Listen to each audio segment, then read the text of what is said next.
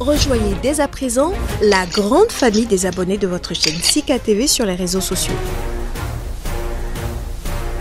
Sika TV, le vrai visage de l'actualité en Afrique, est en direct et en replay sur YouTube.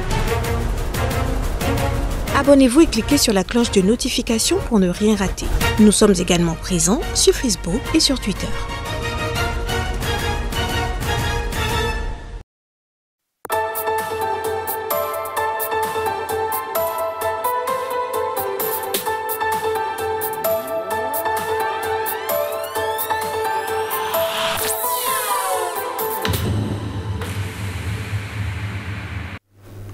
Bonjour à toutes, bonjour à tous et bienvenue sur Entretien du jour. Les forces armées américaines ont plié bagages d'Afghanistan, un pays qu'elles occupaient depuis 2001. À l'époque, les talibans au pouvoir n'entendaient pas livrer Oussama Ben Laden, dont le rôle dans les attentats du 11 septembre aux États-Unis seront les plus à expliquer. 20 ans après, le régime de Kaboul s'est effondré sous la progression des talibans qui ont profité du retrait progressif des Américains. Un retour à la case départ qui amène à interroger la finalité de cette guerre de 20 ans menée par les gouvernements successifs à la tête des États-Unis. Une peine perdue, une fois en dehors de ce pays, que peuvent encore les Américains face aux menaces terroristes qui pourraient partir d'Afghanistan, les visant. Nous en parlons avec Lamine Cissé, écrivain, expert en communication. Monsieur Cissé, bonjour. Bonjour. Merci encore une fois d'avoir répondu c'est un plaisir. À notre invitation. Merci beaucoup. Les Américains ont fini par avoir Ben Laden, le fondateur historique du mouvement des talibans. Je veux parler du Mullah Omar, est décédé aussi. 20 ans après, les talibans reviennent au pouvoir. Pour vous, est-ce que c'est comme beaucoup le disent, c'est un échec pour les Américains? Non, il n'est pas fondateur des talibans, c'est Al-Qaïda. C'est un mouvement de combat. Les talibans, tu sais, le mot taliban même, ce sont les étudiants. Chez nous, on les appelle les talibés au Sénégal. Talibé, c'est l'adepte, les adeptes qui suivent au maître qui les enseigne. Donc, ce sont des étudiants qui sont autour des grands maîtres spirituels coraniques. Alors, je pense que ce sont les Américains même qui ont fabriqué les talibans. C'est pas Ben Laden. Vous vous rappelez, en 1979, avec la révolution iranienne, quand l'Amérique a été chassée de l'Iran, alors, en même temps, la révolution islamique a éclaté en Afghanistan. Les Américains pensaient que ce sont les Russes pensaient que c'était les Iraniens. Vous savez, l'Afghanistan a été colonisé par les Perses, c'est-à-dire par l'Iran. L'Iran qu'on appelait, c'était l'empire, comment dirais-je, ce sont des Perses qui ont colonisé l'Afghanistan. Ce sont les Iraniens qui étaient les maîtres de l'Afghanistan. Alors, donc avec cette révolution islamique en Iran, les soviétiques pensaient que c'était la révolution, ce qui a éclaté en même temps en Afghanistan. Les soviétiques sont rentrés pour défendre le régime communiste qui était là-bas. À cette époque, la réponse des États-Unis d'Amérique, c'est d'élever des forces contre cette occupation qu'ils pensent que c'est l'occupation russe. Donc, d'où ces talibans-là ont commencé maintenant à se battre. Tu sais, en ce moment, on parlait du commandant Mazout, il y avait ce qu'on appelait les Moudjahidines. C'est-à-dire que ceux qui se battaient en ce moment, on disait qu'ils se battaient sur la voie de Dieu. C'est pour libérer leur territoire qui a été occupé. En ce moment, ce Ben Laden était l'allié principal des Américains, avec la CIA américaine, pour combattre...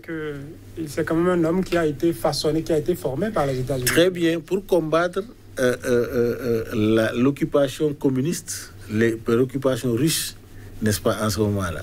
Les Russes ont fini par plier bagage. Mais quand la guerre Iran-Irak a éclaté, par la création même de ces Américains-là et de l'Arabie Saoudite, parce que la révolution iranienne est devenue quelque chose que le Golfe, même les Arabes n'aimaient pas. Parce que l'Iran s'est posé comme concurrent direct au régime à l'Arabie Saoudite. Donc, cette guerre a été fabriquée et pendant 8 ans, Saddam Hussein s'est battu contre l'Iran. L'Iran, du moins, il n'a pas pu vaincre l'Iran. Mais après la paix, l'Irak était super armé. Qu'est-ce qu'il fallait faire? l'Israël était en danger en ce moment. Il fallait protéger, il fallait démanteler l'Irak. OK? Donc cette situation également a poussé les Américains à provoquer Saddam Hussein en voulant créer une base militaire au Koweït. C'est ce qui a amené Saddam Hussein l'invasion du Koweït. Quand la guerre du Golfe a éclaté, Ben Laden ne voulait pas que l'Arabie saoudite soit sécurisée par les Américains. Il veut que lui, parce que lui, il est saoudien d'origine. Donc il est yéménite, mais dans beaucoup, la famille Ben Laden, ils sont impliqués dans la construction même de l'Arabie saoudite. Les infrastructures, tout ça là. Donc c'est des gens qui ont beaucoup d'argent, quoi. Il a voulu qu'on lui confie la sécurité. Mais comme la sécurité a été confiée par les Américains, qui étaient installés à Jeddah, etc., mais il a commencé à combattre les Américains. C'est ce qui a amené jusqu'il a créé ce qu'on appelle le World Trade Center en mettant la bombe, ce fameux World Trade Center qui a choqué tout le monde dans le monde entier. Maintenant, il faut la chasse à Ben Laden. Mais la chasse à Ben Laden, Joe Bush, fils, pour lui, il faut chercher un alibi, quoi. Ben Laden est où?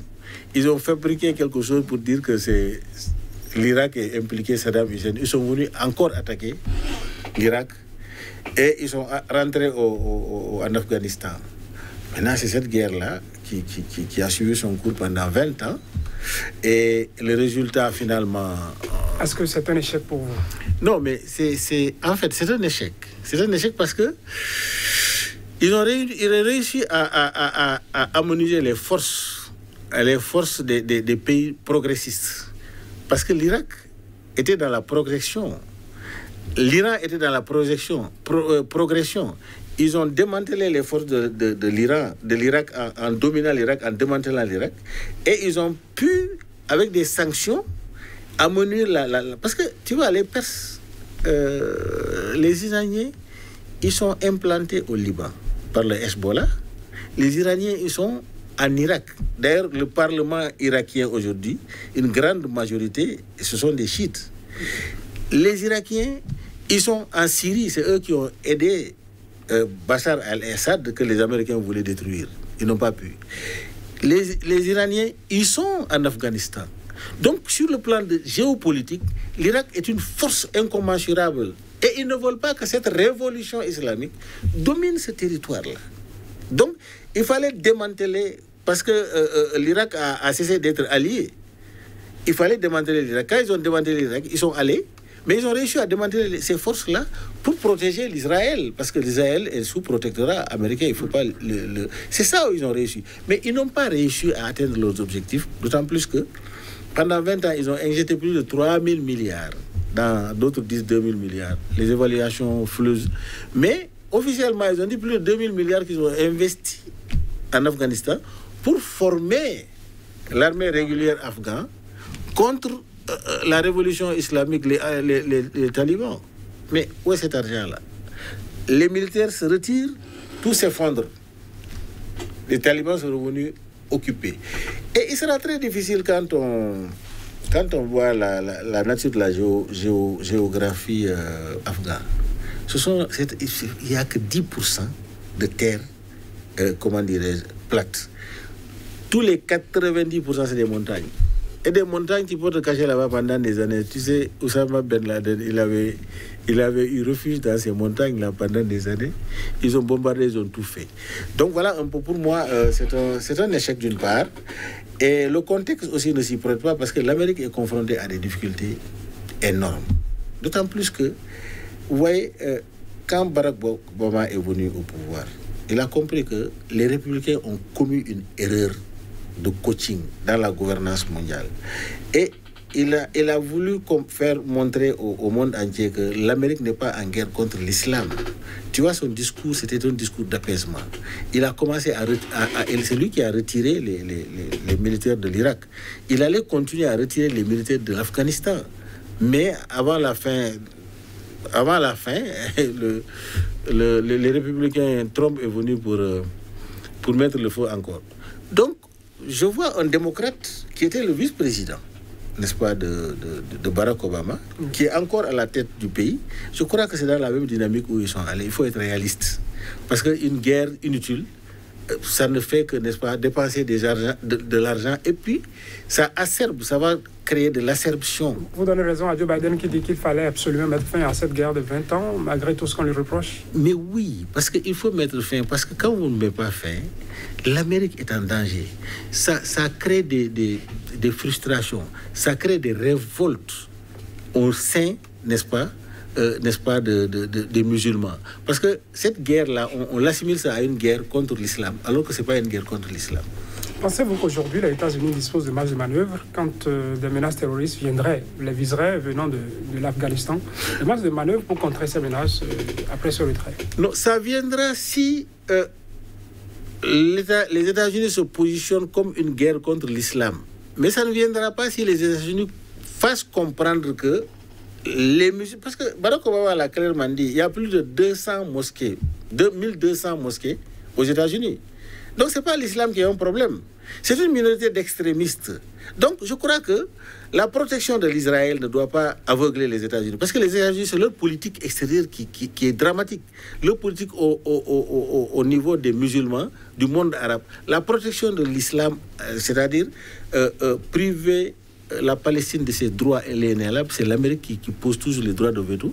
Et ce peuple-là, ce peuple palestinien, tant qu'il ne retrouve pas, n'est-ce pas, sa souveraineté, sans qu'il ne trouve pas une terre qui leur a été donnée par les Nations Unies, par la faute des États-Unis, je crois qu'une partie du monde arabe et des musulmans seront toujours contre les États-Unis d'Amérique. Ça, c'est clair. C'est-à-dire qu'en Afghanistan, l'État islamique est l'autre opposé du radicalisme. Le radicalisme dont vous parlez est incarné par l'État islamique. Oui. Le gouvernement américain gagnerait-il donc à se faire allier, même si on ne l'envisage pas, avec les talibans aujourd'hui?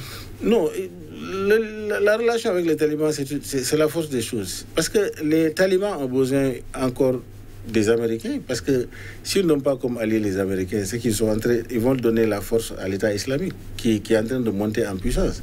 Parce qu'en fait, rien n'est encore assuré en Afghanistan. Hein. La guerre entre ces deux-là, qui se disent tous sont des musulmans, ils vont se mener la guerre, ce sont des guerres politiques.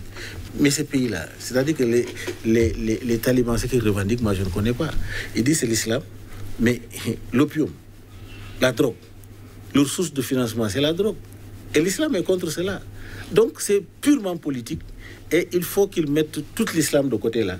Mais les Américains ne sont pas encore à l'abri. Ça dépend comment Joe Biden va conduire sa politique. S'il conduit une politique d'apaisement, de justice pour ce Moyen-Orient-là, pour qu'il y ait plus de justice. Puisque le dossier iranien est sur la table également. Il faut régler ça aussi. Merci à vous, Lamine Cissé. Je rappelle, vous êtes écrivain, expert en communication avec vous. On a jeté un coup d'œil. Vous aurez compris, très chers amis téléspectateurs, on est plus allé dans l'histoire. Et merci à M. Lamine qui nous a ouvert ce pan-là pour permettre de mieux comprendre les relations, les forces en présence dans cette guerre, dans cette présence américaine en Afghanistan ces 20 dernières années. Merci à vous, M. Cissé. Je vous en prie. Et merci à vous, mesdames, messieurs, de nous avoir suivis.